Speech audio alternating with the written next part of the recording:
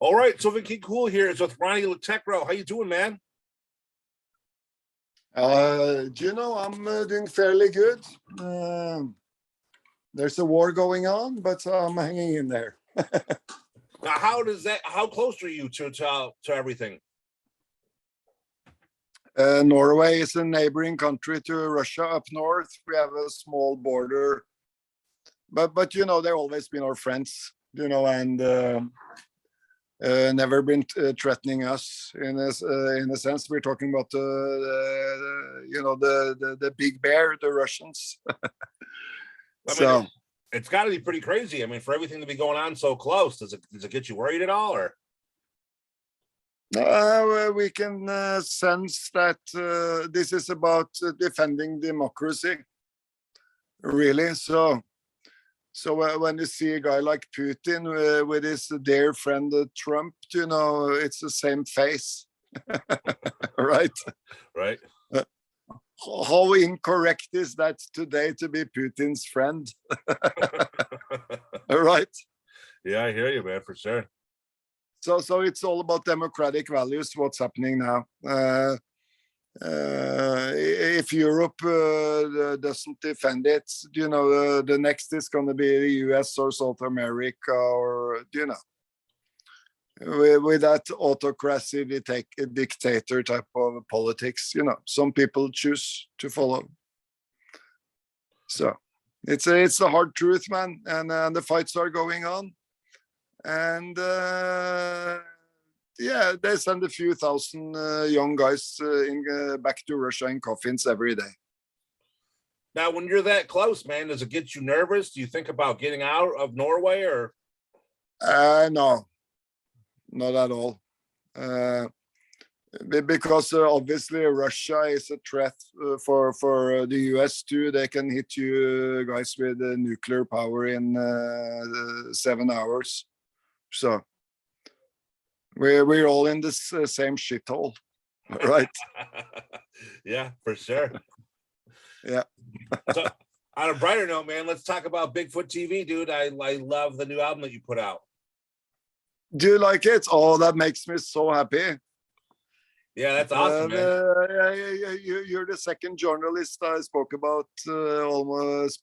about it, almost, I think. Yeah. Now, I understand this has some personal connection with you on this album, right? A lot of the tracks are about your life. Is that right, or no? Definitely. Pretty much all of it. Now, so, yeah. Did you write a lot of this during the lockdown? I did.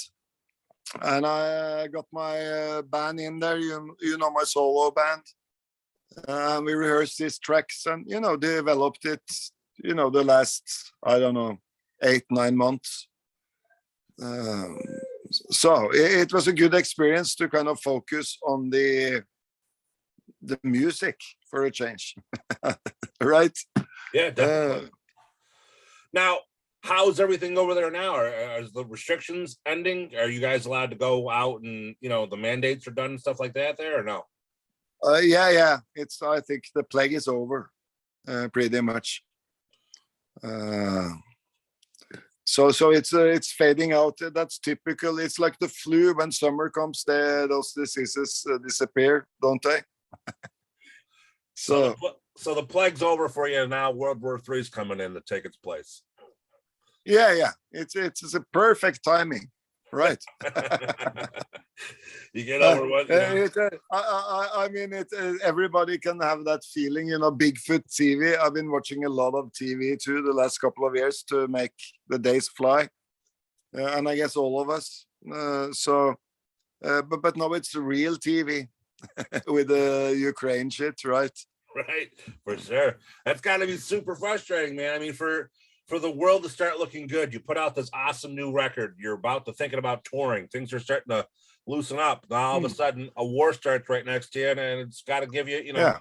I'm pretty sure that has to affect touring over in your country. Definitely, it affects everyone. So, each country have volunteer guys that go down to Ukraine to kill some Russians. So that's the answer to those guys. military, spiritually, and everything. We haven't seen a guy like this since Adolf Hitler, you know. Right. So I wrote a song about this guy.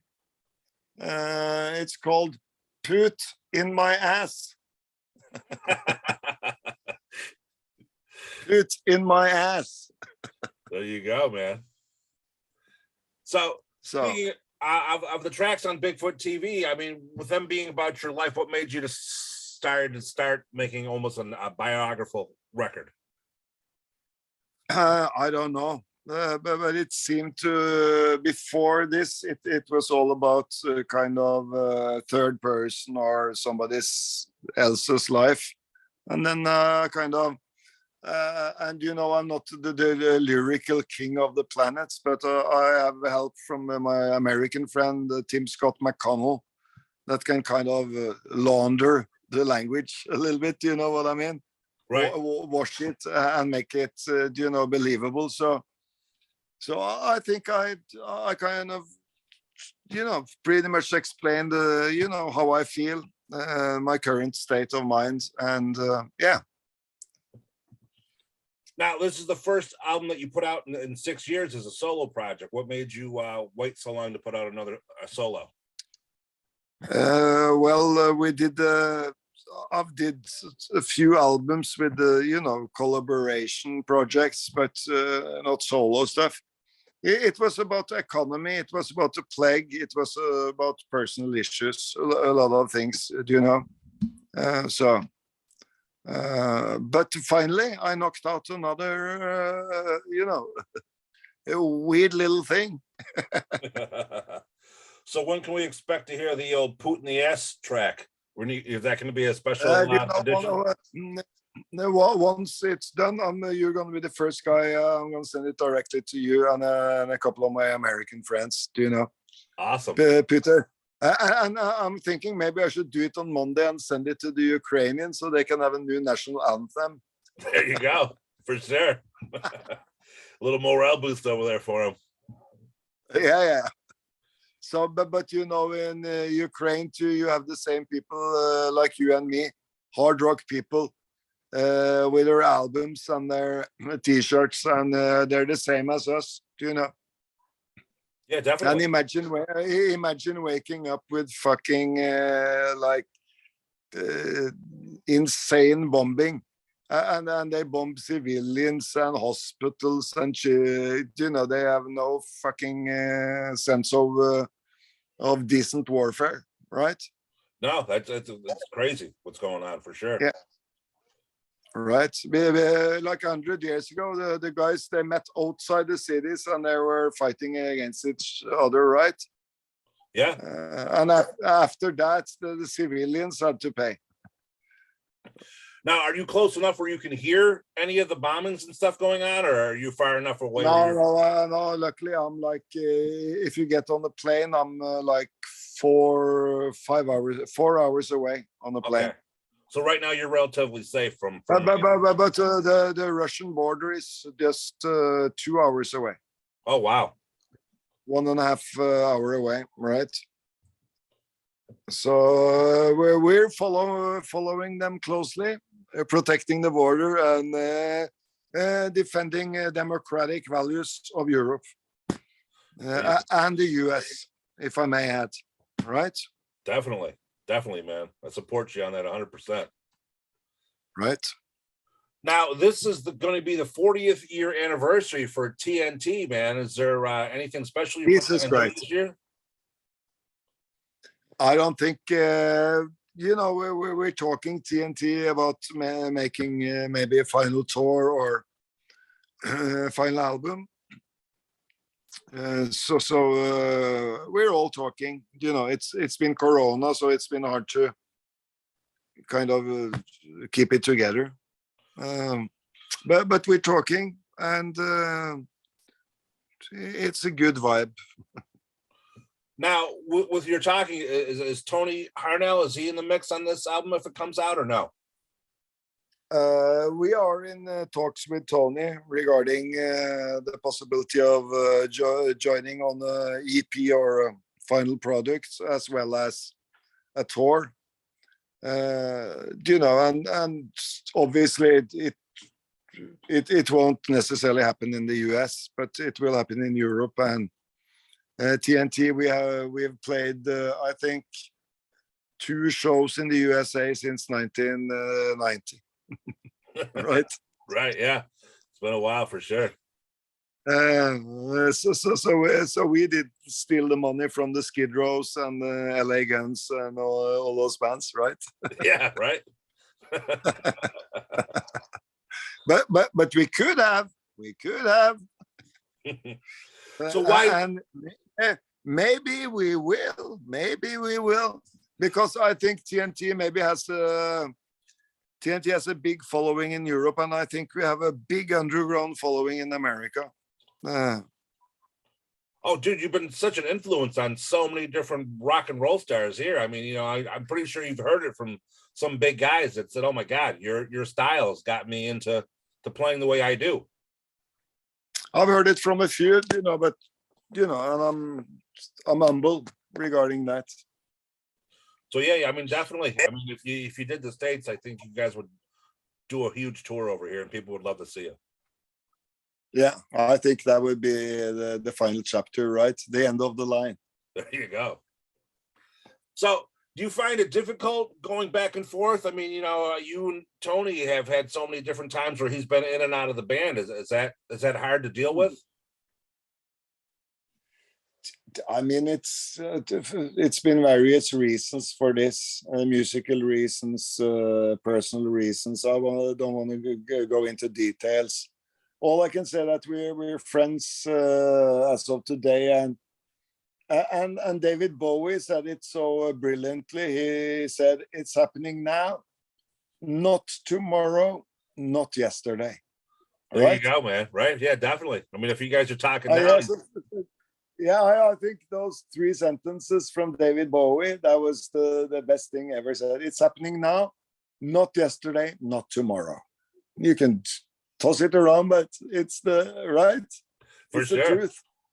Yeah, that's so if we leave all the anger behind and everything, I think we all got to do that in TNT too. But because it was always about friendship and a good family. TNT is a good family. The ex-members and all of them are brilliant guys, right? So.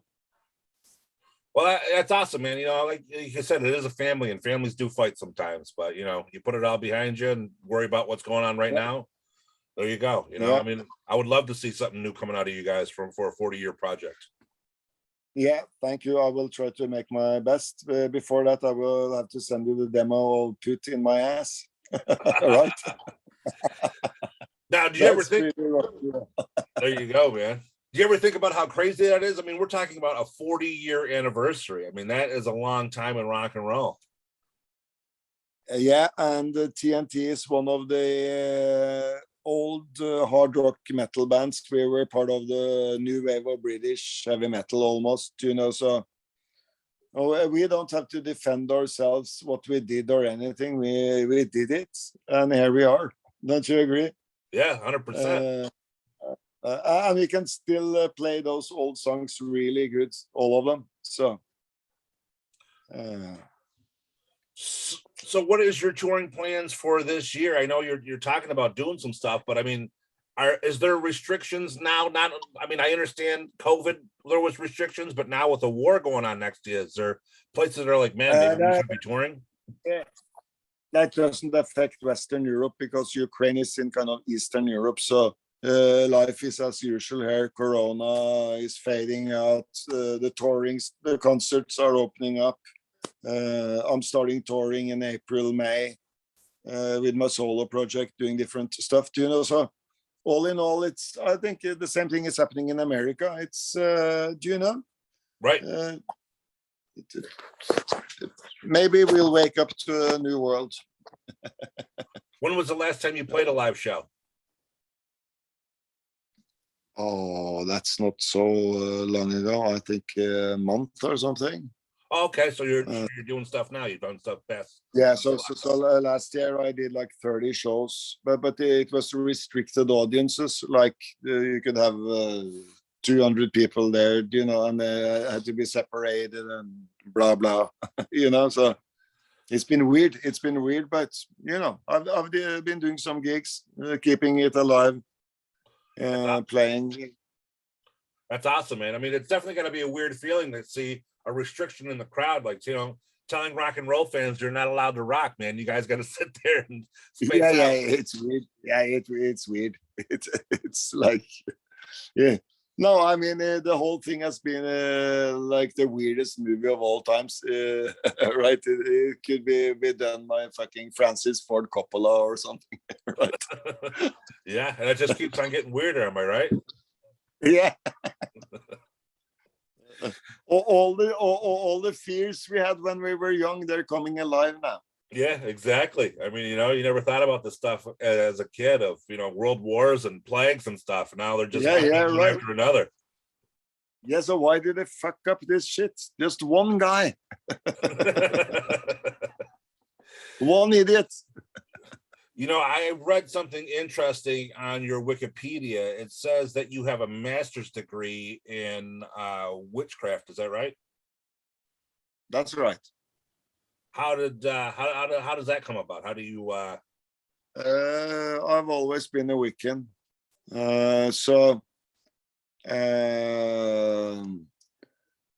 You know, I studied witchcraft, became a member of the Church and School of Wicca in 1985.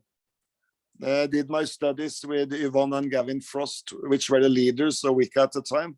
But they were not only the leaders of Wicca, they were the leaders of Mensa. You know what Mensa is? Yes. Mensa is like the most intellectual people on the planet, right? Yeah, definitely. So that's where it started. And hey, man, I believe in Pan. I believe in the gods in nature. I believe in white magic, peace and love. But I'm also willing to defend my values. So that's Wicca. Now, have any of this came out in any of your songs? I think most of them. Demons, The Black Rose, Eyes of the Woods, etc. Now, with your beliefs and you know, you being able to stuff, have any of this help you with the COVID virus? Have you made anything, you know, to protect you? No, it's nothing really you can do with Wicca to protect you against viruses and stuff like that. But you can protect yourself against bad influence from people or friends or a partner, because that's going to bring you into cancer, because negativity is the worst power, right? Right, for sure. So it's all about, you know, talking to people with you know, with some light in their heart, and or just a friend that taps you on the shoulder. How great is that? Just a person that touches you, you know, and say, "Hi, how are you doing, buddy?" Do you know? Definitely. I think that's Wicca. You know, it's very human in the sense to try to be a good person, and yet political in these days, and always a rocker. That's it. So what's next for you? I know you talked about hopefully putting out a TNT album this year. You just put out Bigfoot TV. What else you got planned for the year? For the year, this is going to be released, and I'm going to tour. Hopefully, it's in more gigs in Europe, clubs, anywhere where people want me. If somebody in America wants me to play, promoter, I will come there and play. And what can I say? I'm one of a kind in Europe now. I'm a lonely island in guitar playing, right? Right, for sure. So a lonely island. And where you're at, what is the metal scene like that in Norway? Metal in Norway and Scandinavia is, you got to remember that metal in Scandinavia is bigger than it is in the US now. There's tons of bands, black metal, heavy metal, gothic metal, all type of stuff.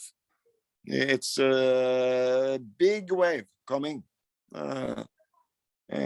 People love hard rock and heavy metal in Scandinavia. England used to love it, but I think they still do, but they're not quite as, because in Scandinavia, I would say hard rock is the biggest genre still. If you look at the concerts, the amount of people showing up and so forth. No, like you said, black metal is one of the biggest things in Norway. Have you ever thought about doing anything harder and doing some black metal stuff yourself? I played on the new Cadaver album, which is Norwegian death metal, with the drummer from Megadeth. Okay. And the guitar player from Satyricon, if you heard about Satyricon. Right, yep. So a lot of the darkest, hardest shit comes from Norway, but so that's coming out, I think, this fall or something, on Nuclear Blast, but that's... and also I've produced a lot of black metal bands at my studio, Mayhem, Dark Throne, Enslaved, 1349, and many bands. So we're kind of the home of black metal, and it doesn't get much darker than that, does it? Now, what do you prefer? Do you prefer to go play some of the harder black metal stuff, or you just go for the straight up rock and roll? I like hard rock in general, just so I can choose. But I'm a melodic romantic, So I come from Queen and the Beatles and Sabbath music, and so I'm not necessarily so really heavy. But at the same time, I made the riffs that made those guys go further with deadly metal and and old TNT songs, right? So, but I did one album with Cadaver. Cadaver, you would call it, or whatever, right? Right. So yeah, that's the closest I get, and that became pretty fucking violent and raw.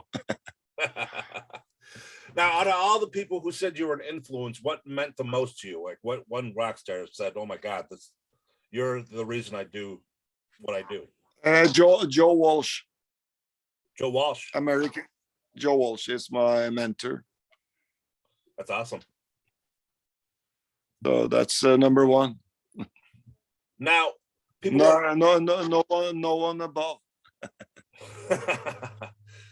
No, I'm saying not your influence, but I'm saying the people that influenced. Like, I know there was a bunch of different guitar players. Oh, that I influenced. I don't really know who I influenced, but I don't know really. If it's Zach Wilde said to me that he loved my guitar playing. Nuno called me once. Bettencourt. There's got to be a few. I don't know. And then again, if you look at the European side of it, there's a lot of bands too that I could mention, but In Flames, Swedish bands, different bands, but not really. I don't know. Maybe I misunderstand my importance in the music industry. I think so. But it doesn't matter, because I want to live now, make new music, and go on, and definitely, man. Well, you're definitely doing your thing. Like I said, Bigfoot TV was an amazing album. I'm so glad that you put this out. Thank you all. I can't wait to... Then I can sleep tonight. When you say that, then I can sleep tonight. There you go. That's true. That's true. Well, like I said, I'm glad it came out. It has some great tracks on there. I'm hopefully going to hear some more stuff out of you this year. I'd love to hear that 40th anniversary record for TNT. Now, people that are watching this, they want to follow up. They want to get the Bigfoot TV album. They want to check you out on tour. They want to hear Put It In Your Ass. Where do they go? What do they do for everything? Yeah. Put in my ass. Okay, my friend, I gotta hang up. I got my label there, but it was great. Do you have additional questions, my friend? Yeah. What I was saying is, like, if people want to follow up with you, they want to check you out, they want to get the album. Do you have a website? Do they social media? Where do they go? What do they do for everything? They can go to RonnieLeTekrø.com. They can go on my Facebook sites, and you know I'm going to be there. And you can call me anytime, 24 hours a day, my friend. You got my number now, right? Sounds So good. if there's anything, or you can drop an SMS or anything like that, right? I'm just, I'm not a rock star. I'm just Ronni Le Tekrø. All right, Ronnie. Right. It was a pleasure. Okay. Man. You take care of yourself. Stay safe. Like a really nice conversation. Good journalism, my friend. Thank you. I appreciate that. Thank you for a nice talk. It was great talking with you. Take Goodbye. care. Goodbye.